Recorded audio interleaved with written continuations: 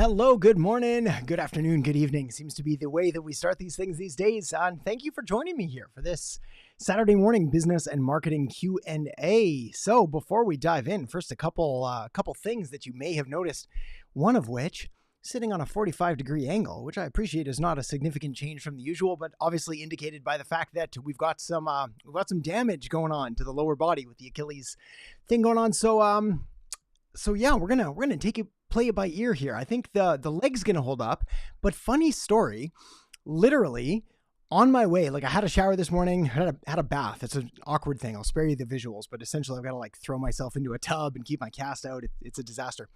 But while like getting out, and my 3-year-old came to see me and hit my face, and then my nose started bleeding. So I was like, I'm recovering now from this leg thing, and then my nose is bleeding, and it's like 20 minutes before we're gonna go live here.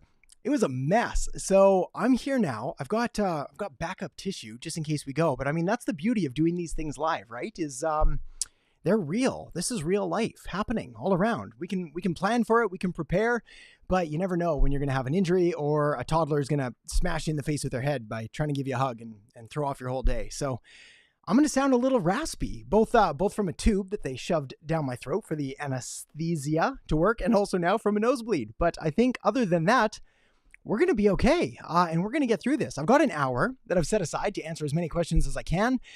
Last week, when we did this, we had a lot. So I'm going to do my best to go through them as quickly as I can. Also, warning, if you're watching this on replay or whatnot, if a question has been asked before and I found that I've done a good enough job answering it in a previous response, we're going to gloss over it. So sometimes questions do get missed. Feel free, you can put them again at the end if I haven't answered and you've seen a bunch go by.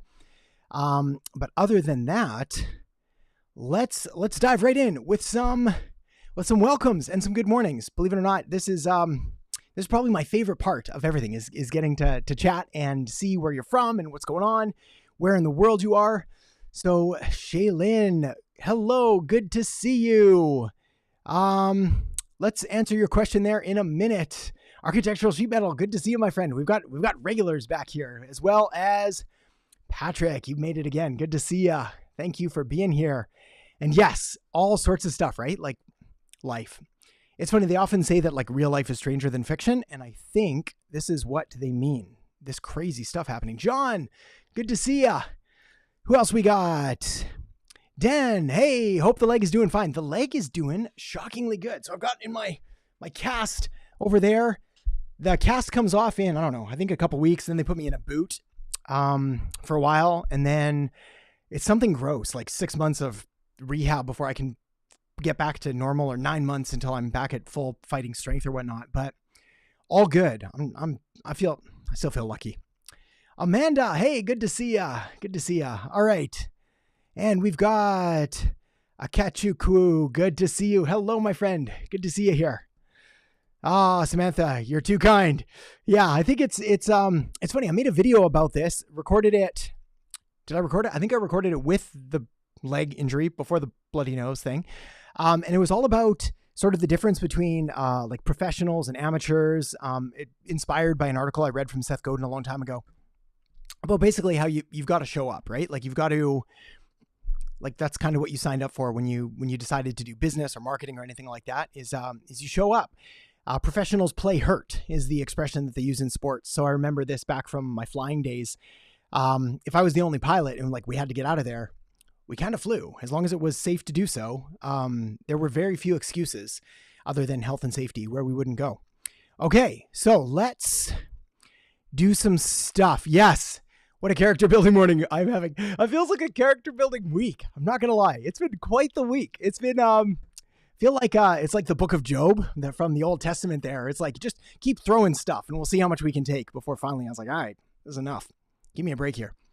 All right, so let's dive into some questions. Shaylin says, do you provide service to run marketing campaigns for social media for small business, which got launched recently? Okay, no, I don't. I do occasionally, not normally anymore, application only, waitlist is full, et cetera, et cetera. I do occasionally provide services, but this is a good question to answer because it's not going to make sense to work with me for a new business unless you've got funding and that. And that's simply because when you're first getting started, kind of anything will work. So you don't need like the best of the best strategies. You just need to do stuff, like any stuff. And that's going to get you some traction. And then you can double down and figure out what's going to work from there. All right. Aminul. Hey, Adam, how to get your first client if you can't find any business locally? So I would push back on that a little bit. I was like, how small are we talking about local? Like 10 people in your town? There's no business? There's nothing? In which case, like, just expand the barriers of your local area. So it's like, well, what's the next biggest town? Like, there's still going to be somewhere around you, literally, unless you're in the middle of the desert, where there's going to be a town with 10,000 people, 20,000 people, 100,000 people. So you're going to find people. If you're trying to get your first client, it's going to come from your network, people you know, and people that you can get in front of face to face. It's not going to come from shouldn't come from ads or running traffic like that. It's too expensive to acquire a customer without like a properly built-in funnel. All right. Whoa, oh yeah, I forgot I can zoom all these questions. Hang on, we're gonna do some repositioning here. We're all in this together, so hang on. Ugh. Awkward chair bumping. There's been a lot of smashing around the Earhart house lately. A lot of things getting dropped. Okay, so what is your onboarding process when you get a new client for the agency? So the onboarding process, let's go through this because I think it's going to be helpful to anybody that's looking to work with any kind of client. The onboarding process essentially starts like right from the very first step. So the way that the website is laid out, the way that the services page is laid out, everything's clear and really concise about like what they can expect and what we're going to do. Then there's an application process. I just released a video. Nope, it's going on Monday. Got a video on Monday on the case funnel, but it'll explain why we need to use an application process, essentially to pre-qualify people, to set the frame for authority, to gather the necessary information. So once I have all that, I pretty much know more about the client than they even do about their own business, especially in marketing. So I'll see like what they're doing, and then I can do a little bit of due diligence. I can research their platforms. I can see the campaigns they've run. Then once that's done, then I just go through all the necessary stuff. So like getting an agreement signed, I use like Sign Now or Adobe Sign or DocuSign or one of those automated signing things, collect payment, set up subscription billing if we're doing that, and then essentially start delivering. The key with a new client is to be able to deliver something as fast as possible. So the worst feeling in the world for someone is when they pay for something and then you just go like completely AWOL and you don't talk to them for like a week. And they're like, what just happened? Where did my money go? So it's like the second that you process a credit card, you can phone them, you can email them, hey, here's what's happening. Here's our plan. I'm going to report back tomorrow. That is the best advice I can offer is over communicate, especially in the early stages. Santos. I love you too, my friend. Outbound versus inbound. What would you focus on? Depends on your stage of business. I've gone back and forth on this question a lot over the last decade. So the question is outbound or inbound, which one would you focus on? This is my take. Inbound marketing is almost always going to deliver a higher quality, more interested, easier to close client, customer, or sale, simply because they feel that they've done this themselves. They've sought you out. They've gone to Google, the holiest of search engines. They've put in something Google has recommended you. Therefore, Google knows something that they don't, right? That's what people assume. They don't understand how SEO works. And then you get the call, you've framed yourself as the authority and they're reaching out, which again, sort of reframes you as the expert. When you do outbound marketing, and again, it depends where we're going to put advertising in this bucket. Technically, it's kind of like this gray area because it is outbound, but it's not like cold calling or cold emailing or showing up on someone's door. I'm a fan of advertising. I'm not as big a fan of like cold call, cold email, whatever it is, for a number of reasons. It can still work. It can be done well. I respond occasionally, like once in a blue moon, to like a cold email that'll come across my desk. My assistant will flag it. They'll say it looks interesting. I'll take a look into it. But normally it's me seeking something out. So I prefer inbound, but while you're building up your inbound strategy, don't be afraid to deploy outbound as well, because inbound is going to take some more time. Christina, hey, good morning. Good to see ya. Demalira, good to see ya. Thanks for being here. Hey, Daniel, hello from Texas. Good morning. Good morning. Yeah, what time is it in Texas? 2 hours ahead? 3 hours ahead? It's got to be like 10:10, 11:10? 10:10, we're going to go with. Hughes, I want to send you my portfolio for review. Is it possible? Oh, I wish I could. Unfortunately, I probably won't be able to get to that one. But if you, what's the best way to do something like that? Maybe in the future, I'll do something like that where I can look at everything. Unfortunately, I get too many requests to be able to look at them all. Adderley, hello. Hope I'm well. Thank you very much, Adderley. I'm doing great. Doing very well. Thank you. Hey, True 24 FPS, man. Good to see you. Hey, man. Hey to you too. I'm doing good. Hope you're doing good too. Cash Tangle, good to see you. Hello from Myanmar. Hello, Nandar. Good to see ya. And Kevin, you made it from Lakeland. Good stuff. Good morning, my friend. All right. Jasneet, how are you? Amazing. Thank you. Broken, but still amazing. How can we use LinkedIn for corporate packages, especially for luxury items? I mean, audience targeting. Okay, so let's talk about that. How do you use LinkedIn for audience targeting? Very simple, very simple. LinkedIn has an incredibly sophisticated search platform. I'm not familiar with the differences between like the free and the LinkedIn Sales Navigator and the whatever it is. Like, I would just buy the better one. I don't know, $100 a month, $50 a month. You don't have to do it forever. I think they probably have like a 14-day, 30-day free trial too.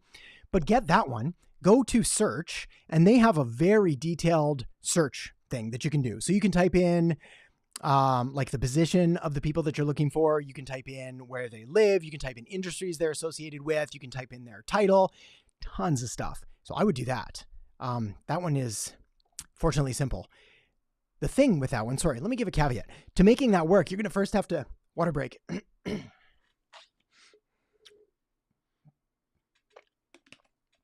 may notice my other cup is not here today. Sad day.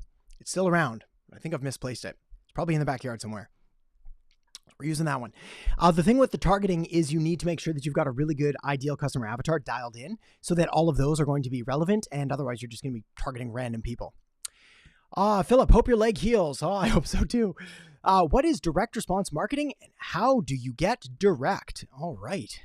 Awesome. Direct response marketing is marketing done with the intent of getting a direct and immediate response to the marketing that you put out. So the opposite of direct response marketing could be considered brand awareness marketing.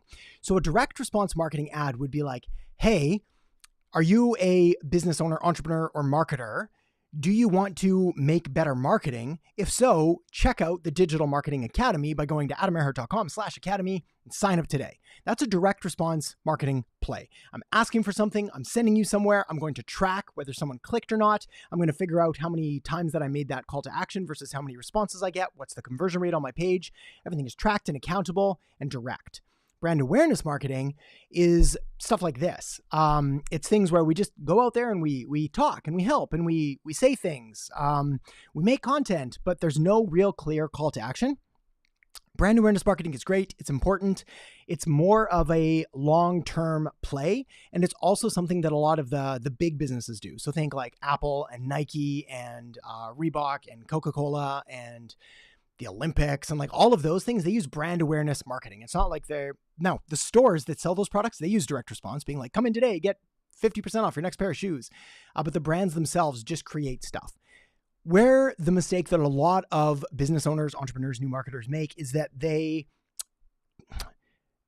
make the mistake of pursuing too much brand awareness marketing too early on. So they're trying to go out there and like build an audience and get their name out and do all of these things. And then they realize they're not making any sales because they're not making any offers. Great book on that one. Have I launched that video yet? I think I did. My top 5 marketing books. Yeah, I'm pretty sure it's live. Take a look at that one. It's going to go over some ones on there with stuff on direct response marketing that's going to give you a better answer than I'm going to have time for here. Wint, hey, from Myanmar as well. We got a couple people. How could I change my career from sales consultant to market communication? Could you suggest me how to figure this out, please? Okay, so this is the same as essentially any career change kind of question. If you're in one kind of career and you want to get into another kind of career, the path is as similar as it is different. So let me explain. Essentially, you're here, you want to go here. So what you've got to do is you've got to figure out what are all the people over here doing, and then where are the missing gaps in your education, your experience, your training, your awareness, all of that stuff. And then how do you start filling them in?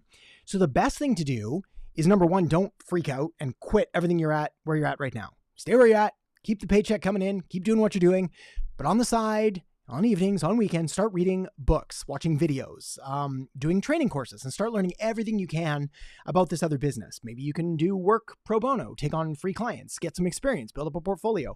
And then slowly but surely, you're going to get confidence and experience in that new area that you're going to be able to leverage to actually turn into that chosen career. But that's That's the secret. As you may or may not know, I used to be a private jet captain, pilot. So I flew people around the world and I knew nothing about marketing.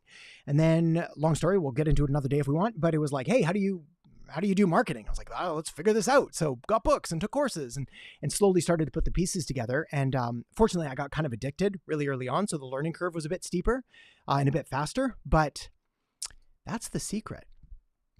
Patrick, taking over the YouTube channel of an NFT project. The project has to do with understanding Texas and the NFT, crypto, any advice on video marketing on YouTube. So much advice on marketing on YouTube. Hours of advice. One of my favorite topics, obviously, I find YouTube the ultimate marketing vehicle. Because to succeed on YouTube, I don't want to make this sound overwhelming, but it's really a collection of all of the different facets of marketing. So you need to obviously know how to write titles. You need to know how to create a compelling hook to get someone to watch. You need decent design, and you need to know what captures someone's eye to create a thumbnail. You need market research to know what your audience is going to like and how to script it that way. You need to use all of the latest and greatest advertising techniques in order to keep someone's attention throughout. So there's a lot to it. That's it. That's garbage advice because it was too general. So let me give you something specific. What I would do is I'd be looking at the top videos on other channels in my space, and I would be trying to reverse engineer what they do and then building out that system. So for example, if I come across a video that I just absolutely love and I was like, that's an amazing video, I will transcribe the entire video and study the script. So I will take the video, I'll send it to rev.com or any transcription service will do. I'll get them to basically turn it all into text, and I'll go through it line by line, watching the video, pausing, looking back, and I'll be looking at the cuts, I'll be looking at the pacing, I'll be looking at the style. Because the point is there really is no one size fits all editing style. It's like you could do crazy and spastic, like Mr. Beast style, lots of stuff going on for a younger audience. But if you do that with a more sophisticated audience or in business topics, you lose people. Same, the reverse is also true. So figure out what other people are doing in your space and then don't copy directly, but replicate and model. Amani, good to see ya. How can I grow my influence online if English is my second language and I want to be confident on camera so that I attract international clients? Well, if your question is, how do you be more confident on English? I'm afraid the only answer there is to practice English and to study English and to watch English stuff and read English stuff. You may, if you were here last week and the week before, you may know that I'm studying, restudying, I took it back in high school, but that doesn't count, restudying Spanish. And I'm trying to learn how to speak Spanish. And honestly, I don't want to say it's hard. It's really hard. It's like when you go through school and you first learn a new language, you learn things like, hello, my name is Adam. Hola, me llamo Adam. But then when you start learning actually how to speak it in the context of like a real conversation, you realize how little any of that applies. And you're like, I know nothing. And there's verb conjugations and past tense and present tense and all of like just a total crazy amount of stuff. My solution is an hour a day. That's it. 1 hour a day, Spanish. I have a Spanish tutor that I work with, and I've got Spanish books and Spanish cards. And so I just practice. That's it. And then confidence comes from evidence. So you need to sort of build that up that you're capable of doing it by proving that you can by practicing. Nander, can you please do a video about creative strategy?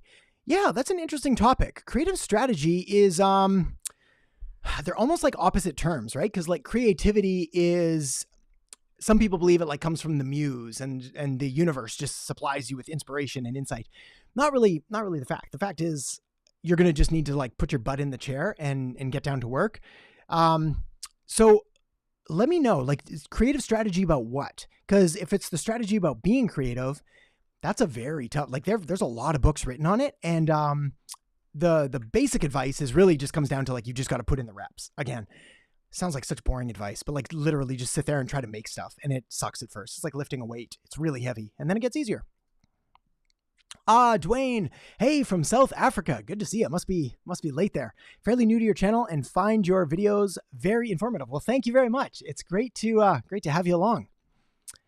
Ubani, good to see you again. I'll keep zooming these things around. There we go. Hey, I'm currently developing a social media strategy for a bank, and it's all around building brand awareness. Oh man, we just had this chat. And increase in market share. What do you think is the best strategy to go about this? Well, my friend, if you want to seem like a pro, let me give you some advice here. A lot of people, businesses included, even big businesses, big business, billion-dollar companies, this is what they'll come to you with. They'll be like, we want to build brand awareness. And I'll be like, that's great. Cool. Let's do that. But what do you want to come from that? Are you looking for signups? Are you looking for people walking in the door? Are you looking for people to be interested in this package that you're offering? Are you looking for people to sign up for new credit cards? It's like, what is the goal that you want? How are we going to know whether we're successful or not?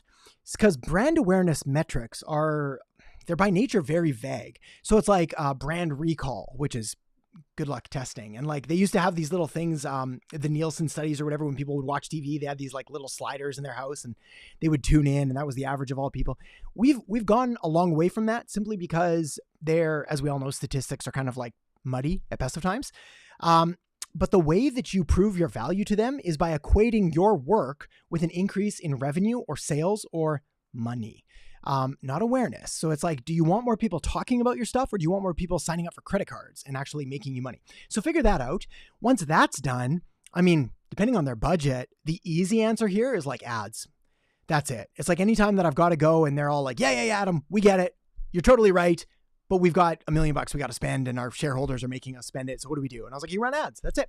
I'd run them short form video ads. So I'd run Instagram Reels ads. I'd run Facebook ads. I'd run TikTok ads for sure. YouTube Shorts ads, fun news on that one. They're coming out with some new placements where you can actually select YouTube Shorts in early part of 2023. We're not there yet. There's a couple of videos, I'm not going to call anybody out, but there's a couple of videos online where people are like, here's how to run YouTube Shorts ads.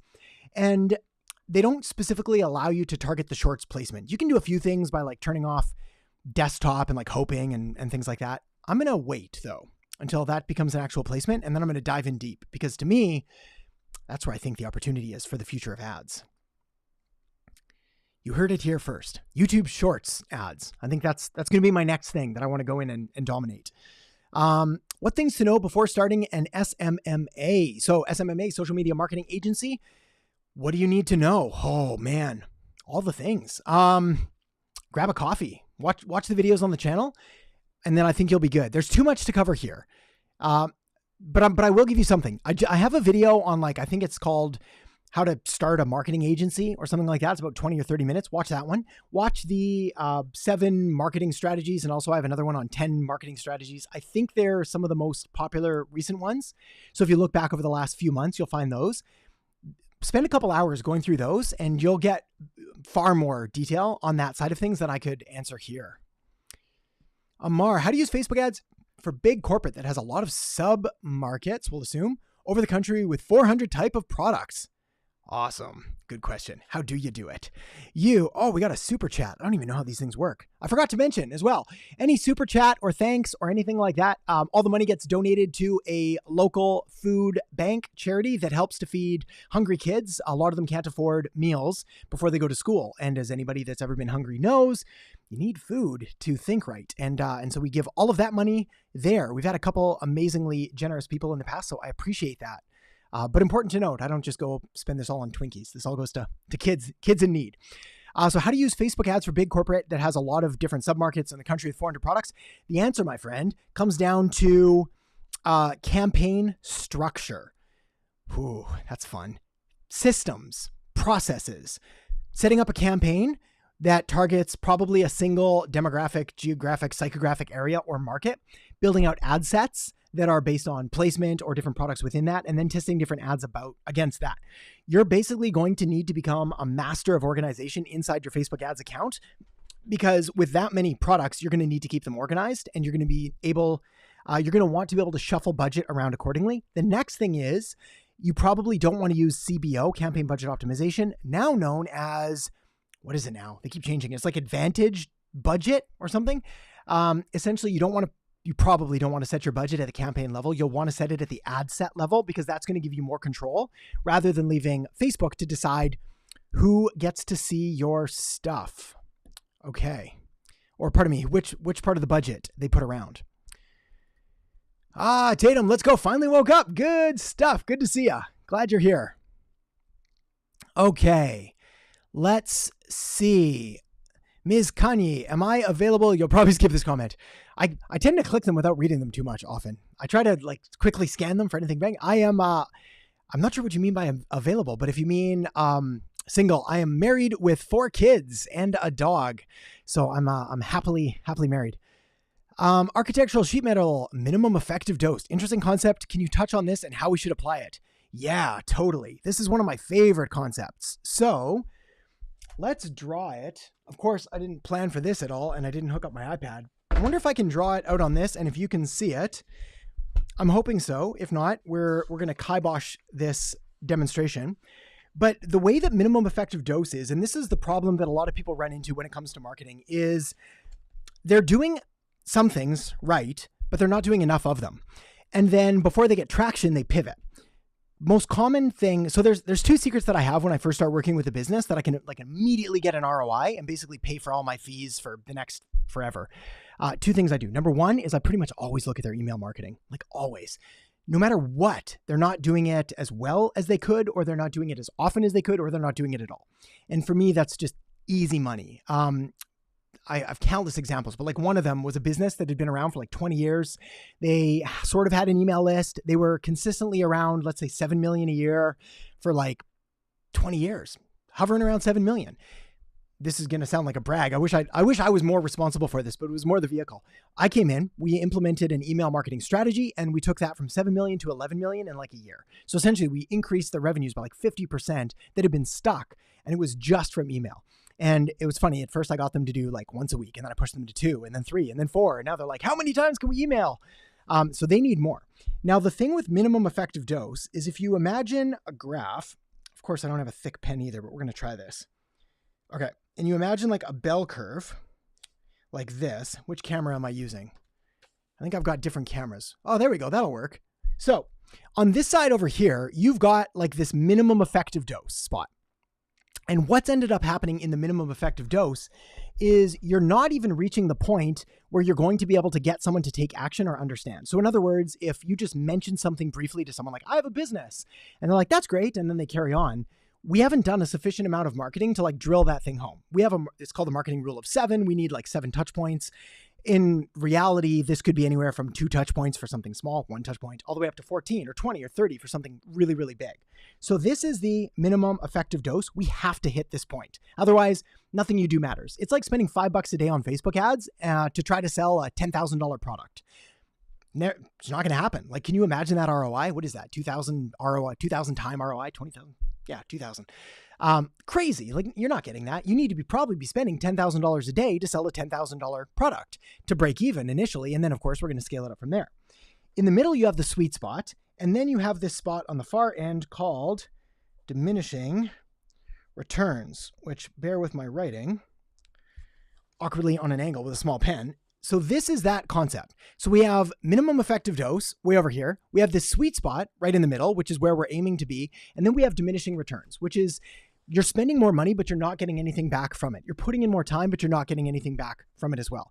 For example, if we use, say, YouTube, if I were to create like 10 long form videos a day, impossible, but let's say I could.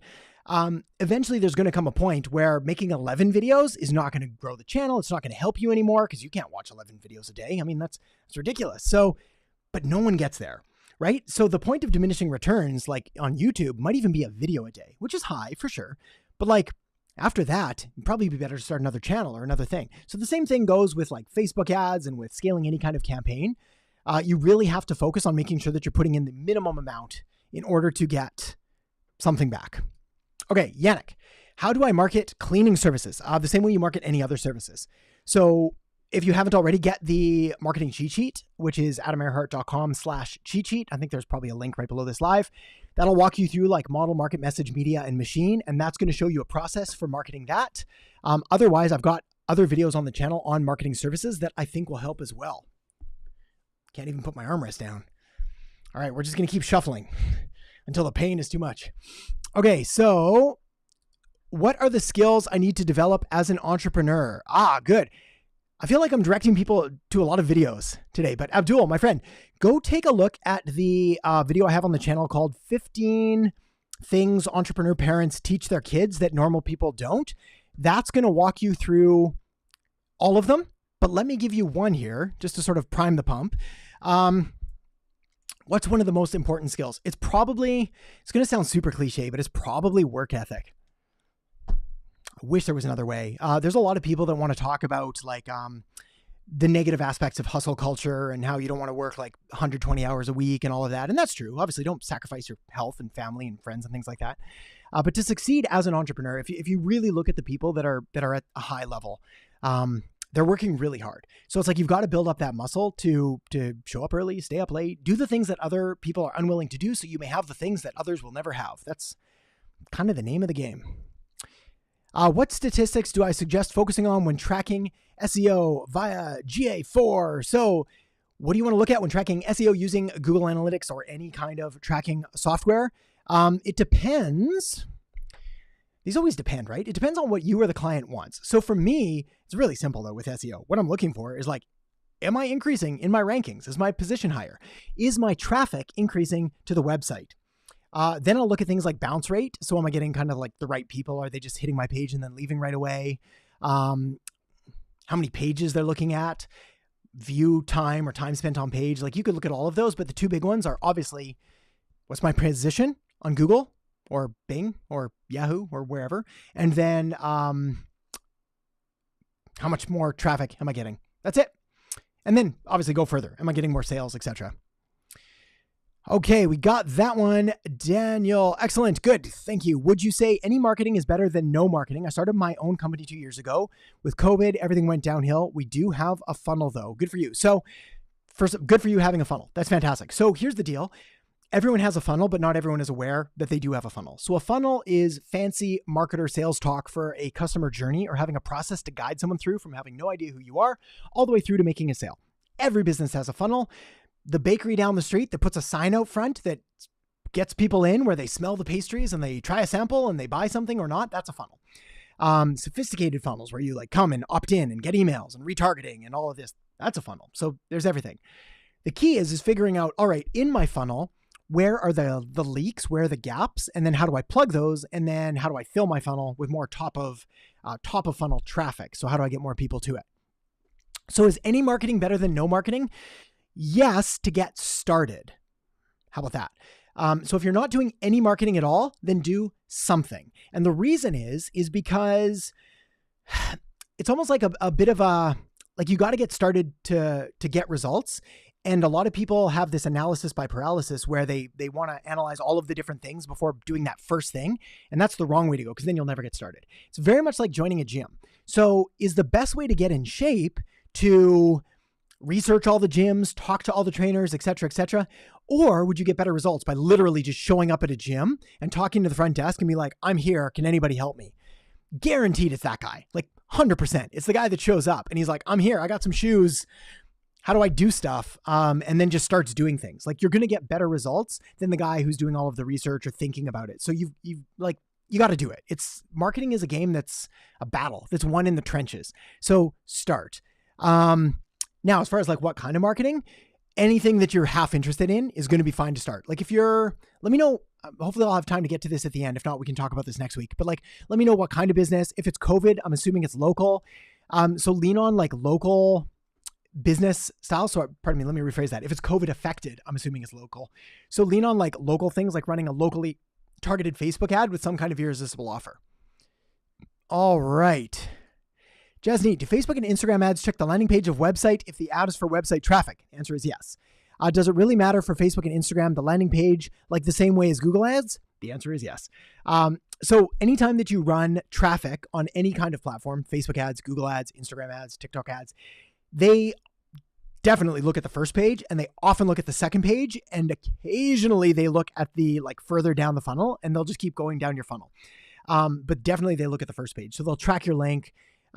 If you want proof of this, try running it to like a sketchy offer and just watch how quickly your stuff gets shut down. Don't do that. It's a case study warning. But yeah, they check everything. This is why if you've got something that is, borderline against the terms of service. So there's a lot of industries that are still sketchy to run stuff on. So, cannabis, distilleries, crypto, anything like that. What you can do is run traffic to something something that those people would be interested in, and then you can follow up more with email. I'm not suggesting you try to hack the system or bypass things or anything like that. Typically, Google is more lenient than Facebook and Instagram. So if you do have businesses like that, that's going to be a better platform for you. That said, those aren't my favorite industries to do any kind of marketing for, just because it's kind of, I don't want to say challenging, but it tends to attract a different kind of entrepreneur in a lot of those, we'll call them pirate industries. There's obviously some incredibly good people. A lot of my friends have incredible businesses in those industries, great people. But just like kind of in marketing, you're also going to attract other people that are in it for like the quick hit, the get rich quick kind of thing. So that's your competition. And that's the reason that Facebook and Instagram crack down so hard on it. Okay, cool. A lot of other questions here. Abdul, I answered. So quick message for anybody asking questions. I will see it. You don't need to put it multiple times in a row. If we get too much of that, I gotta ban it, which would be terrible. Santos, you're most welcome, my friend. Hey, there we go. Speaking of an industry, this is perfect. A good segue.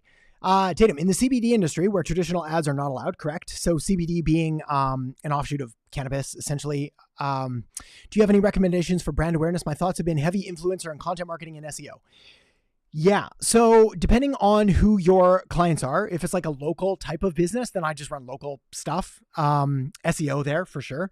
If it's more national or some other kind of product like that, then brand awareness can work fine. The key here is you're going to probably have to avoid obviously Facebook and Instagram and things like that, and start looking for platforms that allow that. They're changing all the time, the rules and regulations and like what they do and do not allow. So one sec, awkward move. So just keep in mind like what the platforms are and their terms of service. Again, Google is going to be friendlier to you on that one. And influencer marketing, do that for sure. Good morning. Always find your videos helpful. That India kid. Yeah, my pleasure. Thanks for being here. And I'm glad you're enjoying them.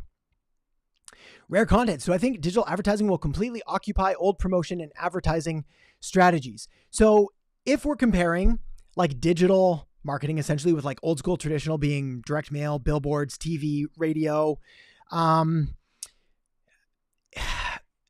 completely means 100%. And the answer there is no. And the reason is because the way that advertising and marketing works is it's very much like attention arbitrage, supply and demand curve, where we go where the attention is and where we're able to get in front of the most of the right people for the best cost. So as digital platforms become better and more saturated, these other platforms become less saturated and therefore cheaper and easier to get in front of your ideal customers. Now, that said, I think billboards are almost always the worst investment ever. Almost always. If you track like clicks in regards to impressions, in regards to like someone actually taking action, especially like highway billboards in airports and things like that, like those almost never pencil. We've tried so many case studies. I've yet to find someone that's like consistently beating any form of digital marketing with that. Newspaper advertising, if your audience is heavily targeted around a specific newspaper or column and you inject it there, that's fine, as long as the cost is right. Direct mail, still fantastic. That's like a secret weapon. Shh, tell no one. That's our secret. That's our modern marketing secret. Direct mail is amazing. It's like, if you think about the fact that our social news feeds are completely bombarded, if you think about the fact that highways are bombarded, our videos are full of ads, and then you think about getting like a good piece of direct mail. I'm not talking about like a scammy flyer that's like 2-for-1 pizza. I'm talking about like a card that looks like it was crafted with care. Maybe it looks like it was handwritten, sending expensive B2B clients like gifts and things like that in the mail. Like those are awesome strategies. They still work phenomenal. So yeah, I don't think it's going away. It's just going to change. It's going to always change. Once you understand the basics though, and the principles of marketing and advertising and how this all works together, it doesn't matter where you do it. Like you just plug and play these different strategies, which is why I had a mentor. I think I said this last week too. I had a mentor years ago who was huge into Facebook ads. That was his entire business. It still is actually. And someone asked him once at a conference, they're like, what are you going to do if Facebook goes away? And he's like, I'm just going to take everything I know how to do and go dominate the next platform. And I was like, yeah, that's it. That's literally it. People ask me like, what would you do if YouTube goes away? First of all, YouTube's not going away. I can mark my words on that one. We got like another good 5 to 10 year run. Well, let's talk more about that later. But if it was, I would literally just take all of the skills and the experience and the team and the all of the things that we've learned and as much of the value that I could provide, and I would put it on the new platform wherever that would be. Vasif, hi, my friend. Good to see you. Yarn Geek. Oh, that is a great name. Good morning. I'm sorry I'm late. I just finished doing a live. Good for you. That's fantastic. Good for you. I also really like that name, Yarn Geek. That's fantastic. Side note, bit of a personal thing here. I did some market research as part of a video on like different industries, and knitting and textiles and like yarn and all that. That's a fantastic industry to be in. Double down, make more stuff. I'm glad you did a live, but keep going. Samantha, when a new client wants to see your SEO skills, what do you suggest sending them? If you're fresh out of the gate, you need stuff. I wish there was a better way to put that. You need something. So rank something, anything. Find something to rank and rank it. That's it. That's literally it. They want to see results. So get some results. And if you can't get results, because I appreciate that's easier said than done, partner with someone that has gotten results and you can share those together. So it's like hire someone to work with you, for you, and then you can leverage their results. And we're like, this is what we were able to do. And that's ethical still, and you're able to prove that you know what you're doing. But of course they want to see results. I wouldn't hire someone without seeing what they could do, mostly because I don't want them to mess things up. Architect, would you be open to website reviews on these lives or maybe another type of review? Yeah, good question. I think someone asked this earlier. I wonder if it's going to be way up there about, a reviewer audit. I think it might be cool to do something like that on a live. If we did like one a week, maybe do a quick ads review or website review. Maybe I'll think of a way to get a form or something like that to do it. I think that'd be fun. I think everybody would learn from that. So let's do that. Yarn Geek. Oh, good. Thank you. I'm glad you enjoy them. Marina. Hey, Adam. Hey, Marina. Hi from Brazil, or hello from Canada to Brazil. Am I a fan of any sports? Yes. Hence the sports related injury on my leg right now. Sports that I like. So many, too many. Mostly mountain biking, snowboarding, kite surfing. Although I just got into, but like I just bought all the stuff and then messed up my leg. Wing foiling, which is like, if you want to trip, Google that, wing foiling. But used to be more kite surfing. Love baseball, which is how I hurt my leg. Kids play soccer, all the stuff if I can. Used to play football. I want to send you my portfolio. Yes, that's the one. So maybe is the answer. We might actually do that here at some point. There we go. We got some chat. Samantha, want to do my website so you can add it to your portfolio? Perfect. Reach out, get some stuff. You guys can have a chat in the comments below, maybe after the video. But send each other a note. And yeah, absolutely. Try to get some results if you can. Abdul, love from India. Good to see you. Clothes Hanger, LLC. Good to see ya. Hello. It used to be a Brazil's flag. I thought it was Brazil's flag. Maybe the emoji was too small. I thought the one that you had was that there. Okay, Samantha says, I'll be interested in taking a look. Look at that. We're facilitating business on the live as we go. What I like to see. All right, Cesar. Any training resource or tip strategy you can recommend for selling programming courses? Udemy sells them too cheap. Yes, Udemy does sell them too cheap. Udemy is neat. It's a neat platform. I've got a course there under their business. So you can't buy it. It's for their business training people. It's basically a stripped down version of the Digital Marketing Academy that I have on my site. It's a fascinating business model. I like Udemy, Skillshare, all of those. They're good. I find like if you really want the best stuff someone has to offer though, it's like you'll typically find it more through their site. Just because they're more incentivized to give you like the goods through their own thing. So tips for strategy on selling programming courses. Well, let me tell you two things I've learned about selling courses. Number one is the secret really comes down to like that value proposition of like, what is the course? What is it going to help someone accomplish? And making that crystal clear. So the Digital Marketing Academy, I'll put a link to it here. Actually, you can check out even just to look at the sales page, adamerhart.com/academy. Hopefully that works. Even just to take a look at the sales page for it, because you'll sort of see how I've structured it and the avatar that I'm appealing to. That said, the promise could still be tighter if it was specific to one kind of avatar, like a business owner looking to do this, or a marketer looking to do that, or an entrepreneur. Like right now, it's about making better marketing through the areas that I feel are most important. So that would be step one, is if you want to especially get early traction. The second thing that is less of a fun thing to tell you is that the key to making course sales, it often comes down to audience and like the size of your audience. when my course started selling six figures was when the audience grew. And it sucks because I've had courses for the better part of a decade, and I believe they've always been really good. Like I spent 6 months making them, a year making them. They go through edits, they go through, like, I do slide design. I basically do everything myself. It's all my own words, and I've done that forever. And they would sell enough, so it'd be fine. But it was only like once the audience really grew and I got enough traffic to it that it just started to take off. So build the course, make it specific to a certain kind of person, and then work on building an audience around that person and providing as much value as you can. The secret, the anti-secret.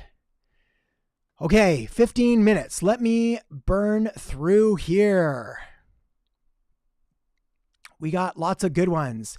Greetings. Hello to everyone. We've talked about inbound strategy, so I'm going to skip that one for now. Hashim, Uptown Reef Keeper. Hey, that's cool.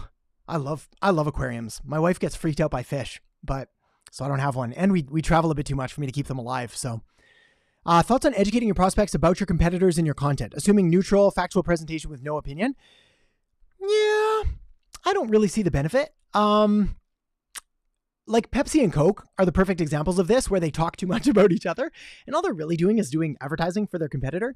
I'd rather just talk about like what you do different. Obviously, I don't name competitors. I kind of let my audience figure that out. I hope that's somewhat helpful.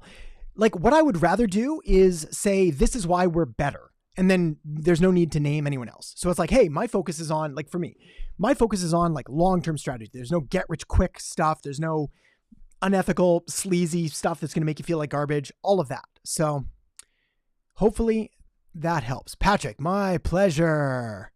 Daniel, I can help with Spanish. Yeah, awesome. That is wicked. Looking to improve my English as well, though you're living in Texas. No, not crazy at all. That's awesome. And yes, maybe we'll have to have some chats. Right now I'm focusing on Spain Spanish. Big fan of Spain. High video quality in the live stream. Hey, right on. Thank you. Yes, good. I got it hooked up properly this time. I hobbled my broken leg behind there. Mike, with the super chat, going to feed the kids. Thank you, Mike. That's awesome. Do you have any advice on finding consultants? I'm a few years into my business and I'm looking for some guidance on next steps to take. Okay. Yes. Advice on finding consultants. You look up your network and talk to anybody in your circle that's hired them before, because a referral and someone that's worked with someone is going to be better than looking at someone's website and trying to figure out what they've done. Now, if no one in your industry has used it, then look for consultants that you can actually get a lot of information on first. Clearly I'm biased on this one, but like, I'm a huge fan of content marketing for this. Like I won't hire a company or an agency unless one of two things has happened. They're coming as a referral from someone that I really like and trust. So I hire agencies all the time to help with other things that I don't want to do or don't have the time. Same with employees and team members and that, but they better be a referral. And if they're not, man, they better have a lot of stuff like videos, content, blogs, podcasts. Like, they better show that they know what they're doing before I hand over the keys to my kingdom. So essentially it just comes down to due diligence and then asking questions. Be like, hey, this is the problem I have. Do you know anybody that offers this kind of thing? Some consultants will offer hourly rates, so you can get a bit of a feel for them if you want to work with them more. Some of the more like premium type of people will typically not be open to that, mostly just because their time's really limited, and then you'll have to sign up for some kind of package or whatnot. Hopefully that helps. Okay, Instagram to affiliate marketing, hard to do. They don't love it. Again, you're going to need a big audience for it. And then it's all going to come down to ideal customer avatar to figure out what they want to see and what kind of content you can create for it. Okay, let's burn through some here. We've got some that we've answered before, close enough. So if you feel that your question was not answered, possibly rewatch. Can you run ads for a gambling industry? Hard to do. Not my favorite. Possibly look at Google again. Let's see. Can you make a video on seasonal retail businesses and marketing solutions? It's not financially possible to run campaigns all year round. How do you become efficient from May to September operations? Yeah, so this is a good question, because anything that's seasonal, run campaigns year round has to do with advertising. So it's like you should be marketing year round to create content, stay in front of people, make sure that you're nurturing them so that when May comes around, you're ready to like go full court press. But I use that time to figure out what kind of content's going to resonate, what people want to see. That way, when I'm ready to go and launch, like all guns blazing, we're able to just like dive right in and hit the ground running. But you're totally fine to do seasonal business marketing. Businesses do this all the time. The best thing is, can you find something to supplement in the off season? Okay, Adam, we're about to start our first email marketing campaign. Yupanqui gourmet peppercorns. So is it better to start with a presentation of our family or better promote one of our best peppercorns? Definitely better to promote your best peppercorns. Always. One of the big mistakes people make is, and I'm partly to blame for this. I used to talk about this a lot more about like being authentic and sharing your story. But unless we have context for me to explain when and how to do it, it often gets taken out of context. Essentially, this is going to be harsh, but like nobody really cares about us until they know how we can help them. Later, they can build a relationship with you. You can get to know them. They can get to like you. You can talk and share family photos and all of that stuff. But in the early days, I mean, if you're just going to do family stuff, like that's everybody else on social media. That's not a business. So do that later. Or like seed it a tiny bit and be like, we've been making these in our family for 3 generations and like that's enough, just enough. But yeah, definitely lead with the promotion. The word to remember here is WIIFM. What's in it for me? Why do people care? You've got to be really ruthless when you're looking at your own marketing and take a look from that of a cynical and skeptical and jaded customer and ask yourself, does someone actually care? Like, would they really care about this? Or is this just me like pumping up my own ego or thinking that it's cool because it's my story? You have to remember that the most important person in the world to anyone is themselves. Now, sure, we have selfless acts and we love our family and our kids and our friends and our family and all that. But like at the end of the day, especially when it comes to a business decision, they're making it through their own eyes. They do not care initially about like supporting your family. They care about getting like awesome peppercorns or whatever else you're doing. Okay, let's see. What did you do for yourself? Oh man, all the things. So my story in a nutshell is when I first started marketing, I figured that I should learn how to build websites, because that would be a good thing to do. So I learned PHP and HTML, and kind of useless to learn, but somewhat useful. Then I built WordPress websites, realized I couldn't get traffic, so I learned SEO, realized I wanted more traffic, so I learned social media, realized I wanted more, so I learned ads. Then that led to content and video and email, and each piece just got stacked onto another one. But that was it. I just started where I thought I should, and then that opened up the next path. So my path is not right. I probably wouldn't start with websites now. I'd start with social or content or video. But yes, all good. Dean, on the topic of funnels, would you recommend ClickFunnels or building a funnel on WordPress using Optimized Press theme? I'm impartial on that one. Doesn't matter to me. I like lead pages more than I like ClickFunnels. I like high level more than I like lead pages. I've got a free trial to that. Let me see if I can put that one here too. The reason that I like high level the most for it is because then it gives me the most options to build out other parts of my campaign and my ads and all of that. Whereas ClickFunnels, I find looks really pretty, but then lacks a lot of the functionality, and it's a bit of a trick. Okay, doodle-doo. Let's keep going. Close hanger on Google Analytics. Traffic's increasing. My click-through rate is in 80%, but I still have yet to make a sale. What am I doing wrong? Either getting the wrong kind of people, or the offer on the page isn't in line with the offer that they're clicking on, or the page just needs to be better. There needs to be more social proof. There needs to be more testimonials. There needs to be better price points. A lot of stuff there. So look up something called conversion rate optimization, or how to increase sales on a page, and that should help. Future Scope. Oh my God, Adam, can't thank you enough for the War of Art recommendation. Found my muse a few months ago, but that book put everything into place, can now put words when I'm walking away from her. Yeah, right on. War of Art. Great book. Stephen Pressfield. It's all about the resistance and like what stops us from doing the work that we were meant to do, whether it's a broken Achilles or a bloody nose, or getting smashed in the face, or like whatever it was. There's all these things that are going to get in the way. Your own fear of judgment and of putting stuff out there. Black Cat Trader, what email software do I recommend? Check out adamerhart.com/resources. It's there. Are Instagram ads relevant in 2022? Yes, if your audience is active and present on Instagram. Doodle-doo.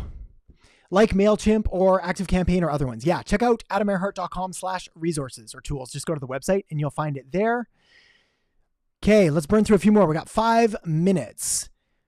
I hope you're doing okay. Thank you very much. Oh, Robbie, awesome. My pleasure, my friend. Hey, right on. Ichofu, good to see you from Nigeria. Let's see. When is a lead generation or sales funnel ideal? How do you determine which funnel is better for which business? Awesome. So leads are a prerequisite to sales. So the reason that I build a lead gen funnel is to generate sales into basically put people in my sales funnel. They're kind of synonymous, like marketing funnel, sales funnel, lead gen funnel. It's all just a funnel. And so what we've got to figure out is what is the end goal that we want? And then what are the steps needed to achieve that goal? And then we break that down, and it just might end up being a slightly longer funnel. So for example, my funnel right now is relatively simple. It's like content that goes to email list, either through a cheat sheet or just by joining the newsletter, that goes through email marketing, normally just to drive people back to YouTube so that I can share more information. But there's also a course that you can then go look at, adamearhart.com/academy, and that'll show the Digital Marketing Academy. So I offer that through emails occasionally, and then there's a link in the description below, probably this video as well. It's just a default link I keep in there all the time. That's it. That's the funnel. Back when I was accepting more clients, I had a client funnel. So there would be an application form, and then a calendar booking, and then there would be a sales call or a strategic application call. Then we decide whether it was a good fit. So yeah, figure out what you want and then reverse engineer that. Rapid fire, lightning round. What do I think about starting a digital marketing career with social media marketing? I think that's just fine. I'm working on my passion project to get results. Good for you. Yeah. Get results, build stuff. That's it. I mean, marketing is mostly learned by doing. You need the basics, but that's essentially it. As an online entrepreneur, what ideas do you think would be better to start generating $500 to $1,000 on net income? Do you mean an hour, a day, a month, a week, a year? There's tons that are going to work. As far as which one's best, it's going to be so personal to you. It's like, what do you like? What do you enjoy? Do you want to do e-com? Do you want to do client services? Do you have a skill or an area or an expertise? There's a lot of different opportunities. That's my link. Sam, hi from Palestine. Thanks for all you do. Have you ever looked at other languages being dealt differently than English on the various platforms? Not particularly. No, I haven't. A little bit of Spanish, mostly just because we started to look at translating some of our videos. But yeah, like every platform, every country, every language is going to have nuances, and there's going to be different areas of context that you're going to need to adapt for that. So just go for, again, figure out who your ideal person is, and then work out what you need to say, how you need to say it, and where you need to say it. Mazdar. Adam, how could you start marketing as a beginner? Again, this is watch the videos. I wish there was a better one here, but I got like 600 videos here. Grab a coffee or 20, pen and paper, and start learning, and then take the stuff that I'm showing you and then go apply it. So watch a video on social media marketing and then set up a social media account. Watch a video on Facebook ads, then run your very first Facebook ad. Even if you don't publish it, just go through the process of setting it up, installing a pixel, generating the campaign, building an instant form, run it at $1 a day, then turn it off after spending $1. That's literally what I did when I first started. Is I signed up for all the ad accounts, did all of the things, tried to learn the ins and outs, spent a few bucks here and there when I could afford it, and then slowly starts to build. Leah, hello, enjoy your videos. Thanks for the live stream just when I needed this. Awesome, good timing. Glad you enjoyed it. Okay, a few more. Maybe I can do a couple minutes late. I'm going to see if I can burn through the rest. Rapid fire, and then we'll stop it. How to learn marketing without colleges. Is it possible as a digital marketing agency? Yes, 100%. So I went back to school to learn marketing, but I think it was just the first year that helped me. And it was more so from the fact that I learned accounting and finance and economics and business ethics and things like that.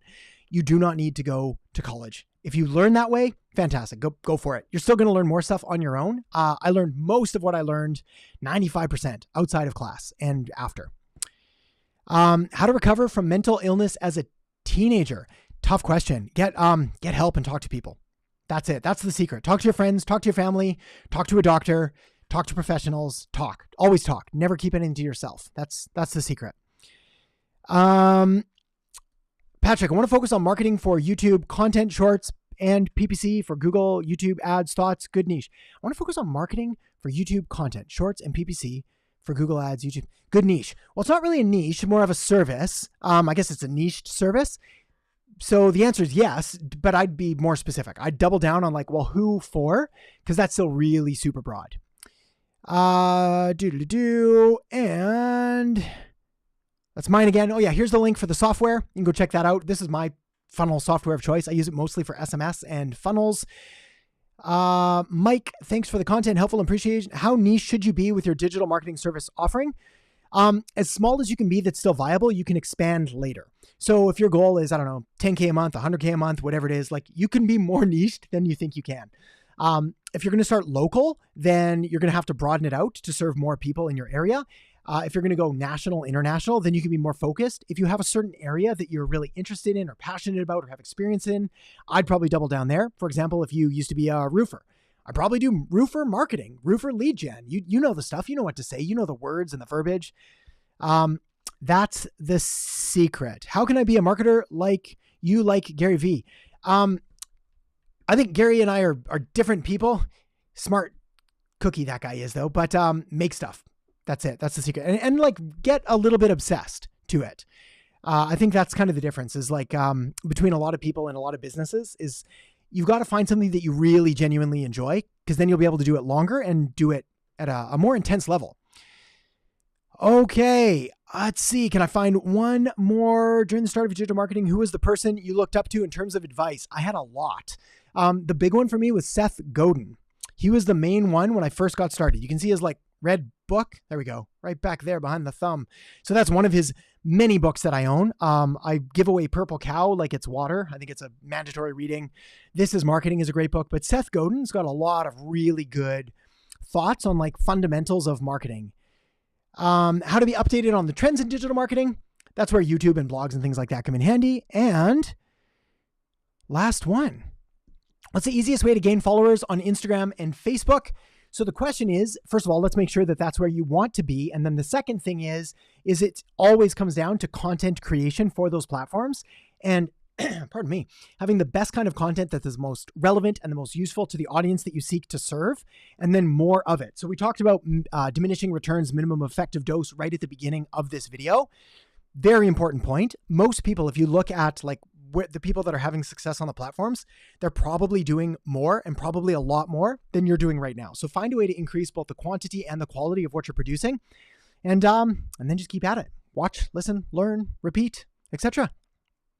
All right, that's it. I got to run. Thank you for being here today. Thank you for the great questions. Thanks for taking action and thanks for showing up. And hopefully we'll see you again soon.